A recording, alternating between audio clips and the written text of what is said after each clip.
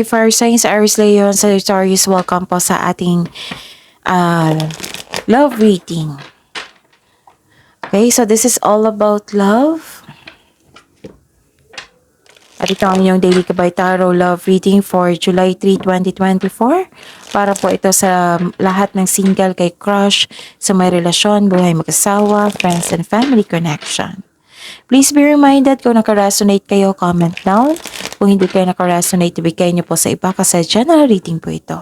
Please like, subscribe, and click bell button for notification para updated po kayo sa daily tarot love reading natin. Maraming salamat po. Isipin niyo po yung person niyo ngayon. Kunin natin yung ano yung gusto niyang sabihin sa inyo. Spirits guide, ano po yung gustong sabihin ng person ni Aries, Leo, Sagittarius ngayong July 3, 2024? I need 3 cards po.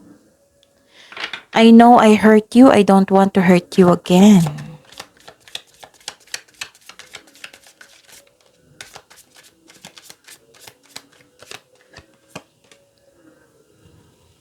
No matter who I am with my thoughts and always lead me back to you. So, isip-isip ka niya.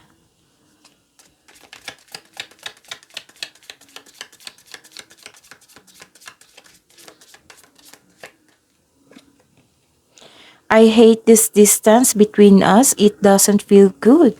Wow. Kasi nasaktan ka niya. So, nagkaroon kayo ng distance, space. Pwedeng long distance. Pwedeng hindi kayo nagkausap kasi nasaktan ka, nagkaroon kayo ng hindi pagkakaunawaan. And no matter who I am with my thoughts, always lead me back to you. So, isip-isip ka niya. I hate this distance between us. It doesn't feel good. Hindi siya mapakali. Okay? Wow. Aries, Leo, Sagittarius. Kamusta po ang feelings? Kamusta pong energy ni Aries, Leo, and Sagittarius kayong July 3, 2024 sa love life nila? I need 2 cards po.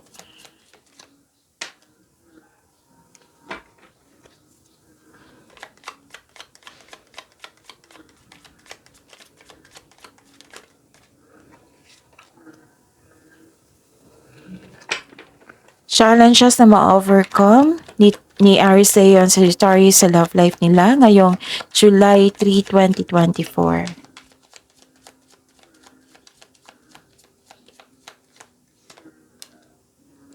And the clarification po.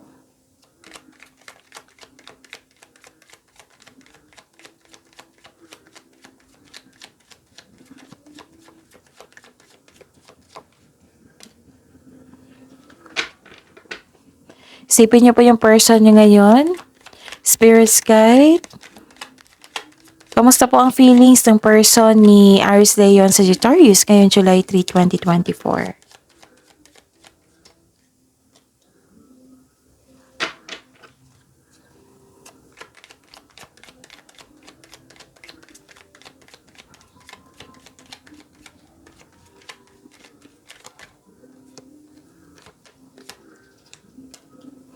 Okay. So, kamusta ang energy nyo ngayon? Aries, Leo, and Sagittarius. May nakita ko ditong concern sa isang materialism na tao. Sobrang focus sa trabaho or sobrang focus sa wealth and possession. Pwede din naging materialistic. Nakikita ko dito na may concern kayo sa isang materialistic. Nagkaroon din ng selos. Yes, may nakita kong selos dito. So, sabi po ng card dito, focus po daw kayo sa emotional and mental stability. Kailangan nyo mag-relax at makinig sa inyong intuition. Okay? At may nakita ko ditong you're living in the past. May naisip kayo sa nakaraan. Pwede din na much better pa yung nakaraan, much better pa yung ugali niya noon, kasi okay pa, ngayon hindi na, ganon. Nag-iisip kayo na mas better pa yung past kesa present. Okay? Pwede din naalala mo yung trauma na hindi dapat kasi nangyari na yon sa nakaraan. So, ano yung challenges na ma-overcome nyo ngayong araw na ito? Nakikita ko dito na nagkaroon ng stagnation, yung pagwawalang kilos. Oo. May parating na love and romance po, kaya lang na-stuck ka sa nakaraan. So, dalawang card na po nagsabi dito ha, na-stuck kayo sa past. Okay? Ayaw nyo pa ng commitment sa mga single dito.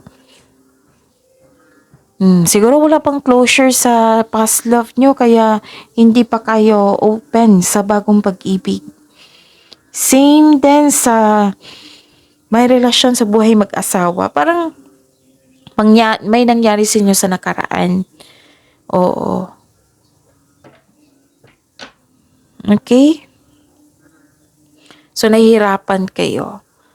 Yung isip-isip nyo yung nakaraan. Pero nag-let go kayo dito, ha?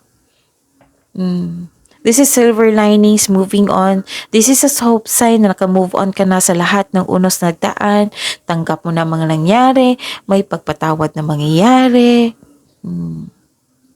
Kamusta ang feelings niya? May celebration. May nakita ko celebration dito and togetherness eh. Pwede nag-date kayo ngayon, may balak siyang mag-date kayo or mag-attend kayo ng isang party.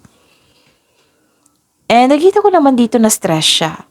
Pero kung magkakaroon ng reunion, harmony, magiging okay siya. And, pwedeng may delay sa biyahe ha. Pwedeng may delay sa pag-uusap. Nagkaroon ng delay sa pag-uusap ng dahil sa pasyan niya. Okay? May away dito naganap ng dahil sa nag-attend siya ng party. Pwede. Pwede din nagkaroon ng away dahil sa nabigo niya ang biginigay niya na plano niyo. Or hindi siya maka-move on. Nagkaroon ng hesitation dito eh. Nagkaroon ng this person felt defeated. Ganon. Okay? So, yun yung pakiramdam niya ngayon. So, see you tomorrow. Aries Leon Sagittarius. Please like, subscribe, and click bell button for notification para updated po kayo sa daily tarot reading natin. Maraming salamat po.